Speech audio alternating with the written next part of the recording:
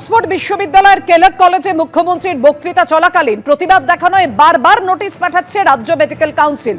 এমনই অভিযোগ করেছেন ভারতীয় বংশোদ্ভূত ব্রিটিশ নাগরিক চিকিৎসক রজত শুভ্র বন্দ্যোপাধ্যায়। আজকে সেখানে যাচ্ছিলেন, যাওয়ার পথে সুকান্ত মজুমদার, তাকে আটকে দেওয়া হয়।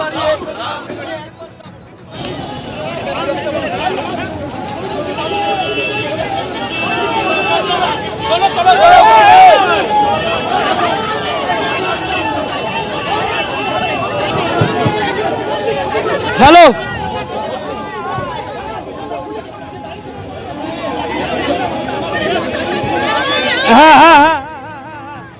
আমাদের সঙ্গে রয়েছেন আমাদের প্রতিনিধি সন্দীপ সরকার। সন্দীপ, ঠিক কি পরিস্থিতি তৈরি হয় সেই সময় জানাও।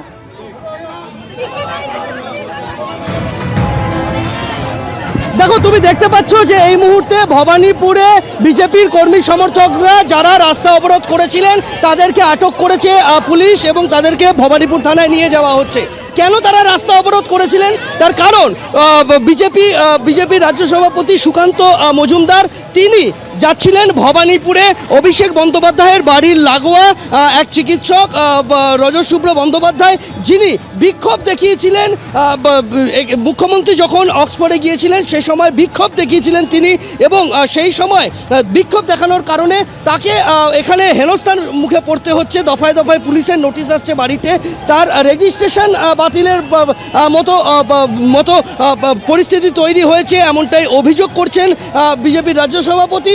এই রকম একটা পরিস্থিতিতে সুকান্ত মজুমদার তিনি যাচ্ছিলেন, যখন তিনি যাচ্ছিলেন তাকে আটকে দেওয়া হয়, পুলিশ বাহিনী তাকে আটকে দেয়, এবং ভবানীপুরে যখন তাকে আটকে দেওয়া হয় তখন তিনি তার গাড়ি এখানে আশুতোষ মুখার্জি রোডের ওপরেই তিনি দাঁড় করিয়ে দেন, এবং সেখান থেকে বিজেপির কর্মী সমর্থকেরা প্রতিবাদে রাস্তায় বসে পড়েন। এবং আমরা দেখতে পাচ্ছি যে সুকান্ত মজুমদার তিনি এখানে রয়েছেন, এবং সুকান্ত মজুমদার এখানে তিনি বসে রয়েছেন। বিজেপির কর্মী সমর্থকেরা বাড়ি যাওয়ার পথেই তাকে আটকে দিল পুলিশ।